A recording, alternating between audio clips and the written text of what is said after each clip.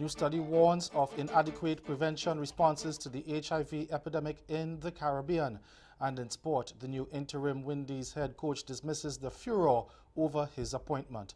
I'm Ricardo Robertson. This is Caribbean in 10 for Tuesday, January 22nd, 2019. I'll be back with the details after the break.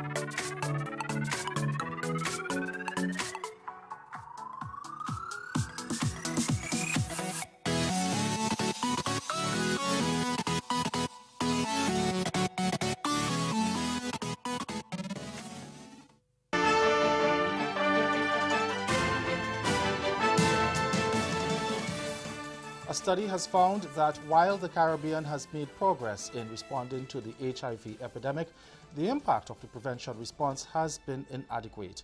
And regional stakeholders are concerned that the annual number of new HIV infections among adults declined by only 18%, from 19,000 in 2010 to 15,000 last year. The study, commissioned by the Pan-Caribbean Partnership Against HIV/AIDS Priority Areas Coordinating Committee, found that new infections among children fell from an estimated 2,300 in 2010 to 1,100. But while significant progress has been made in eliminating mother-to-child transmission, available data for the 2015 to 2017 period showed there was a reduction in the number of HIV-infected pregnant women receiving antiretroviral therapy from 92% in 2014 to 75% in 2017. And it says that significant decrease requires investigation. The study also found that there has been progress in putting more HIV-positive people on treatment, but that much more needs to be done to increase the numbers and to retain those people on treatment. Now, it said significant effort is required for the Caribbean to achieve the UN AIDS 90-90-90 targets, that's 90% of people living with HIV being aware of their infection, 90% of people diagnosed with HIV getting antiretroviral treatment, and 90% of those on treatment having undetectable levels of HIV in their blood. Antigua and Barbuda has launched a sexual offences model court that is aimed at providing timely, gender-sensitive response to complaints and witness protection in sexual offences cases. The court is an initiative of the Caribbean Court of Justice Judicial Reform and Institutional Strengthening Project. More in this report from ABS News. When the wheels of justice turn for years before sexual offences cases are completed in the courts will be no more. This declaration comes from the High Court Judge of the Eastern Caribbean Supreme Court, Justice Ian Morley. Cases will be finished ideally within 18 months of charging a defendant. Gone will be the days of cases often taking 4 years or more. The Sexual Offences Model Court is not only aimed at increasing efficiency, it's also intended to better handle the sensitive nature of sexual offences cases. Justice Morley added that there will be greater support for complainants, better communication with them, and more efficient processing of paperwork by the police. St. Lucia's National Security Minister Herman Guild Francis has hinted that a secondary school teacher could be charged in connection with investigations into a 16-year-old boy taking a firearm to school earlier this month. Media reports said the unidentified female teacher returned the gun to the fifth form student after he had reported that an item had gone missing from his bag. And Minister Francis said he is sure the police can hold whoever handled the weapon and returned it to the boy. Now, the boy took the gun and an unknown quantity of ammunition on the school compound was found on January 16. Now, according to local media reports, another student took the gun from where it was hidden, and the school's principal alerted the teacher about the missing item. Now, after investigating the matter, the teacher convinced the student to hand over the item, which the student placed in a sealed container, which the educator kept as she continued teaching. It was not until after the classes had ended that she realized the item was a gun.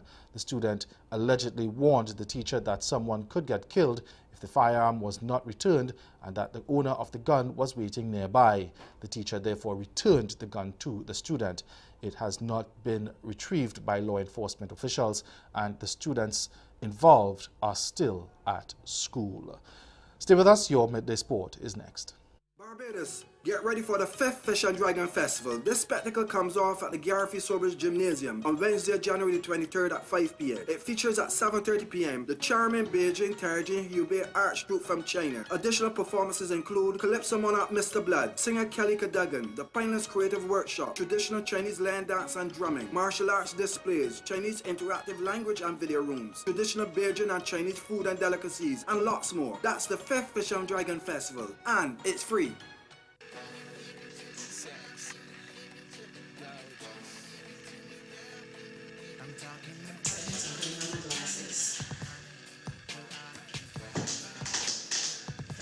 Grabbing my keys and I'm leaving. Okay, so I'm ready to leave. What the hell? Dude, I've been here 45 minutes already. You know what I mean? You're just now coming in.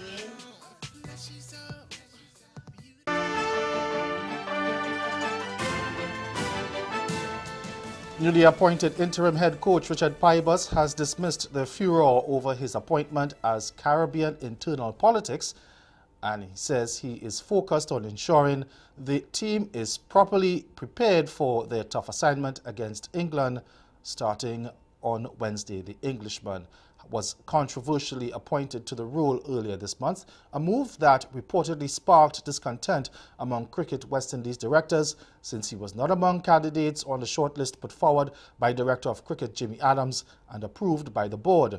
Now, Pybus said on Sunday in his first public comments since that appointment that, quote, it's the Caribbean you've got 16 countries. It's not like England, Australia, or even South Africa. Now, with the internal politics, there's always discussion. Unless you've spent a considerable amount of time in the region, it's difficult to understand quite how challenging it is, end quote. Now, Pybus, who never applied for the post, said criticism was part of sport and should be expected. Meanwhile, Cricket West Indies have once again snubbed legendary opener Desmond Haynes, this time overlooking him for one of the 3 assistant coach jobs for the senior men's side. The 62-year-old Barbadian was in the 11-man pool put forward by Director of Cricket Jimmy Adams, from which candidates would be drawn to replace the departing Australian head coach Stuart Law. But CWI earlier this month appointed Pybus as interim head coach, and on Monday announced former West Indies fast bowler Vaspo Drakes, Isan Crandon and another Englishman, Toby Radford, as the coaching support staff. Former West Indies batsman Floyd Reefer, who oversaw the Caribbean side's only series success on the recent Bangladesh tour when he took charge for the T20 phase, has also been overlooked, along with former West Indies senior team coach Roddy Estwick. Both Reefer and Estwick had been on the shortlist to replace Law, along with Crandon and Radford. Now, Drakes oversaw the West Indies women's capture the 2016 T20 World Cup in India, but was sacked later as part of a management shake-up. That's Caribbean in 10. Good afternoon.